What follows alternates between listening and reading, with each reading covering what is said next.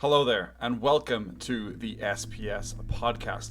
In this episode, we're going to be discussing why you should be using your goals as filters to your actions. This is going to be a good one. Let's get into it. Welcome to the Self-Performance Strategist podcast. My name is Stephen, and I am your host. The SPS podcast is brought to you by the Pro Accelerator program. Over the last 18 months, dozens of entrepreneurs and business owners have gone through the program and saved at least 10 hours a week while increasing their revenue from $50K all the way up to over $1 million in extra revenue. If that sounds like something you're interested in, follow the links, book a call, and we hopefully help you save some time, reduce your stress, and focus on your high value activities more in your life and business. Now, let's get into this episode. Hello. Welcome. We are in episode 65 of the SPS podcast. Yes, 65. Thank you very much for joining me. If you're regular, I deeply appreciate you. If this is your first time, hello and welcome. In the SPS podcast, we discuss ideas that will help you become better, not just in your business, but in life. It is my goal to help you cling on to the first principles, to find those foundational ideas that actually do make a difference in your life and help you progress at a faster pace. And this idea, this theory, this practical, actionable theory or idea in this episode is going to help you a lot. And it's all about why goals become filters for our actions. Because goals are more than just goals. A lot of people set goals and leave them there. And that's a mistake, because the goals should really dictate every part of your life. But before we jump into that, let me share an old quote. We're getting in our DeLorean. We're going back in time for this bad boy. And we're going to get a quote from Andrew Carnegie, one of the original business mogul self-development types that there was. One of the creators of the space probably over 100 years ago, that we're all in, the sort of business success space that I am in on Twitter and LinkedIn, talking about ideas and sharing ideas with you. And Andrew Carnegie said, if you want to be happy, set a goal that commands your thoughts, liberates your energy, and inspires your hopes. That's a brilliant quote. Because for me, it's the crux of why we set goals. Because we set goals because ultimately we want to be happy. And improving our happiness usually comes with earning more money, creating more freedom, having better relationships with people, and really tapping into our purpose. That's us in a nutshell, being happier. So to do that, we need to set a goal that commands our thoughts, that gives us energy and inspires us. We need that inspiring goal. But the thing is, when we set that goal, and what a lot of people get wrong, is that they set the goal and they leave the goal and they walk away from it. But goals are way more important than that. I've talked about in other podcasts how goals shape your identity. They change you as a person if you take action on them. And that's very true. But there's another way that goals are useful. It's not just about your actions. It's also about what you do, projects you work on, people you hang out with, places you go. Your goals shape your life. And they are a filter for the actions that you take in life. They're a filter for the things that you do. By setting clear goals, you have this amazing filter that helps you shift through a myriad of choices and distractions that flood your daily life. You can ask yourself, will this action help me progress towards my goal? Now, think about that. In your business right now, if you're trying to scale it, in your life right now, if you're trying to improve it, if you have a certain goal, there's probably only a handful of ways to get to that goal. There's certain steps that are laid out that have most likely have been walked by other people before. So you know how you're going to get there. It's pretty straightforward. There isn't a million ways to get to your end goal if you've got a specific goal. Think of it this way. If you were a chef making a beautiful dish, a delectable dish, and you wanted to make fish, you wouldn't go and buy steak at the supermarket. You'd go and buy fish. If you were making a turkey dinner, You wouldn't go and buy duck. There are certain steps that you have to take that you know, because your goal at the end of the day is to create a fish dinner or a steak dinner or a turkey dinner. So you go to the store and you know you have to buy fish, turkey, or steak. You don't buy a steak to make a turkey dinner. That's just not how it works, because that's a different goal. That's a different project. Now, in the future, you might want to make a steak dinner, so you go to the supermarket to buy steak. But right now, you set a goal, and your goal is to make a turkey dinner. So you follow those steps. And if you're working towards a certain goal, and the action or the product or the person or the thing in front of you doesn't actually get you to your goal, you can say, well, no, this is the wrong action. I shouldn't buy this steak right now. You get to walk away from that lovely meat counter without having to buy a steak because you're making a turkey dinner. Now, that is a pretty terrible analogy to start up the 65th episode of the SPS podcast, but I hope you get the point. Your goals act as a recipe that provides you clear instructions for each step. If you don't have goals, you don't know how to make a turkey dinner. You might go and buy a steak and try to make a turkey dinner. You'd be like, this isn't working. Why is this turkey not cooking? It's very flat.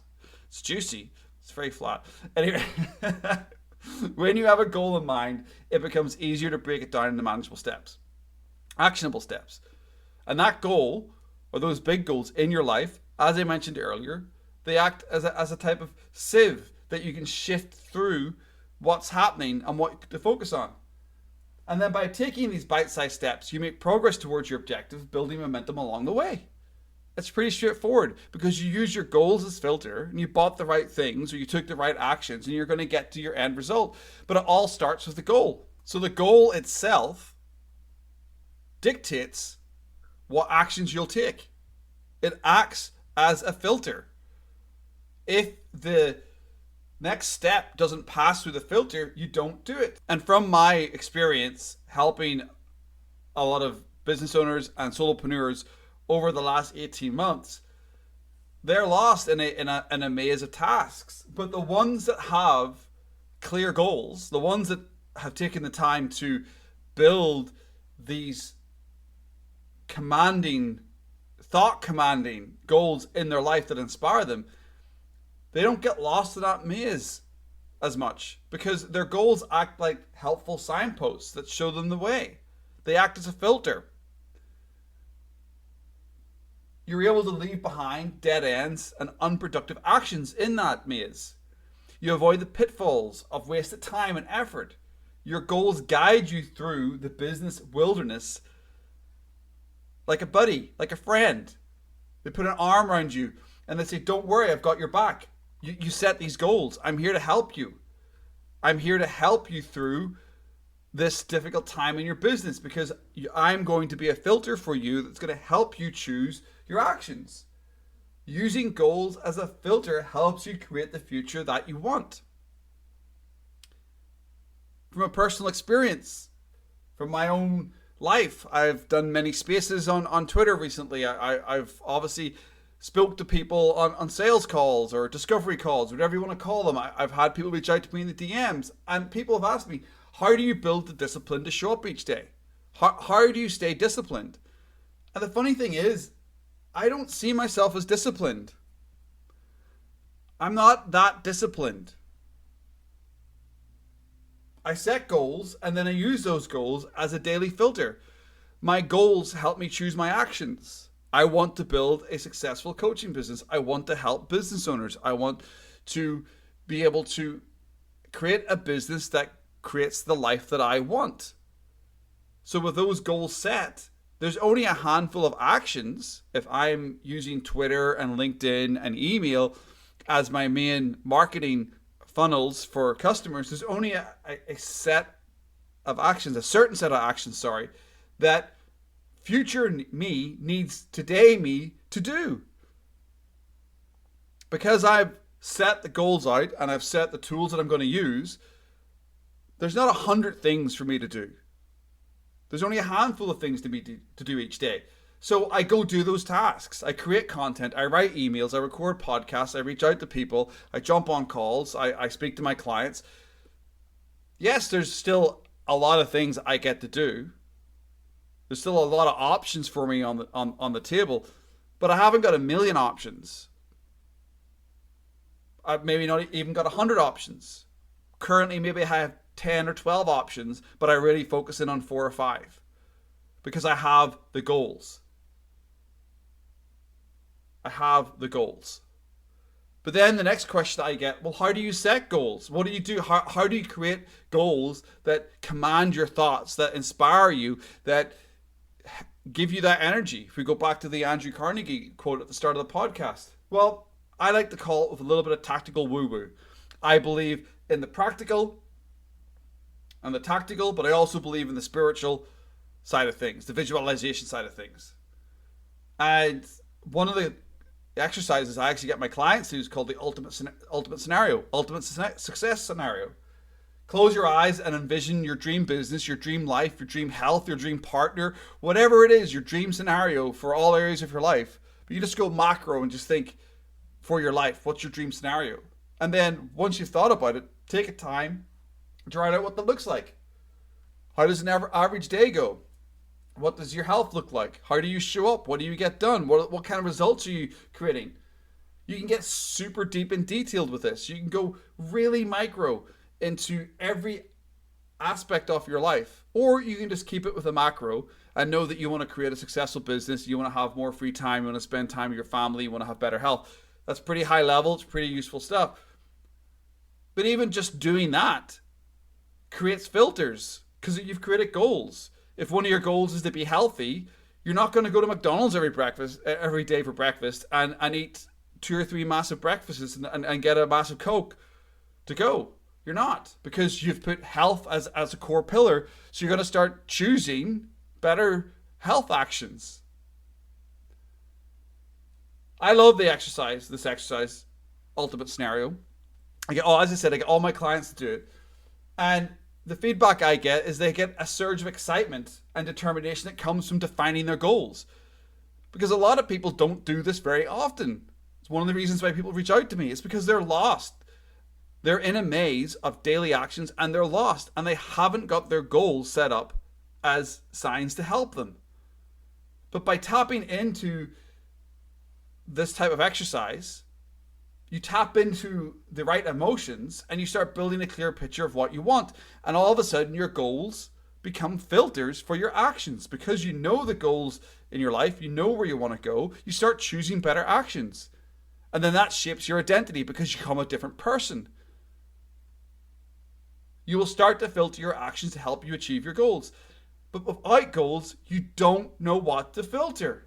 When you align your daily tasks with your overreaching goals, each action becomes a stepping stone towards your dreams. I recommend you use this process to ignite your passion, to ignite those emotions. Let it fuel your goals. Let it drive you towards the right actions today. So if you don't have an ultimate scenario written out, that's what I'm going to recommend. In the 65th episode of the SPS podcast, I'm going to recommend to you that you get clear on your ultimate scenario for your life. You pick clear goals, health, wealth, relationship. And then you start using those goals as a filter for your actions and your habits and your standards. Pretty straightforward. I guarantee you'll get a lot out of it. Now, before we finish off this episode, let's challenge the status quo a little bit. Conventional wisdom will tell you when you're setting goals to try to do more, to try to fill every moment with hustle and grind. I want you to ignore that. This is not about working harder. This isn't about adding 20 or 30 new habits to your life. You know, if you've listened to this podcast before, I think that's a lot of dumb shit. I think working more hours to get similar results is dumb shit. You need to flip the script, and I'm going to use one of my brain tattoos, one of my first principles in my life. To improve, you got to remove. By filtering your actions through the lens of your new goals, your ultimate scenario is complete, you got your new goals, you can start to cut out the noise and prioritize what matters. Because when you get clear on your goals, there's going to be a whole bunch of shit that you're doing right now in your life, in your business, that is not useful. And that's the stuff you start removing. You don't try to do new things. And that's another one of my core principles. Stop trying to do new things, new systems, new hacks, new processes, new habits, and stop doing old things. Stop doing old things. Get rid of the shit that doesn't work first. You set the goals, you know where you want to go, you understand what you shouldn't be doing, remove what you shouldn't be doing. It's about working smarter, not harder. And you work smarter by not doing the dumb shit that derails you, because working harder limits your thinking. You need the space in your days to focus on your new vision, to focus on your new goals, to actually be able to work on the things that you know you should be doing because you've created your ultimate scenario. This is why goals are vital. They shape your identity, they tell you what actions to take, and they filter out the dumb shit and help you save time. They help you have better days and better weeks. Just don't set goals. Use them as tools in your life. Use them as filters for your actions so you can improve. That's where we'll leave the 65th episode of the SPS podcast. Thank you. Thank you so much for listening all the way through to this part of the podcast. I really do appreciate you. If you want to reach out to me, you can. I answer all my DMs at Steve Timoney on Twitter. That's SteveTimoney. Shoot me a DM and let me know what you think about the podcast. Or you can slide on over to my website at stephentimoney.com, StephenTimoney. You can check out the Pro Accelerator, my main one-to-one coaching package. You can check out my newsletter there, and you can check out all the other episodes for my podcast. And also in the show notes below, you'll have links to my newsletter and also my free Kinetic Flow program that will help you set up better days and weeks. Thank you. I appreciate you so much. We'll talk to you in the next one. Make it a good one.